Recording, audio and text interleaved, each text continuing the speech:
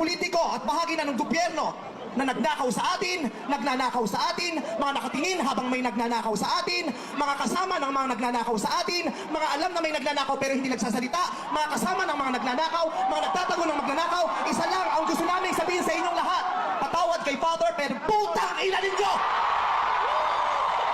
Kaputa-putahan ang mga putang ina nyo! Katatapos lang ng misa, pero Panginoon, patawarin nyo kami, pero totoo yan. Ito ang wika ng lahat ng mga Pilipinong ninakawan: putang ina nyo! Putang ina nyo! Putang ina nyo! Putang ina nyo! Putang ina nyo! Putang ina nyo! Tapos na ang panahon ng mga mababait at ng mga resilient. Ang mga mababait, ginago. Ang mga resilient, tinarantado. Hindi na ubra sa atin yung bait-baitan, kinikinian, tahimik-tahimikan, patawad pero hindi po. Hindi ko sisimplihan, hindi ko babaitan ang mensahe ko ngayon dahil hindi naman sila magbait.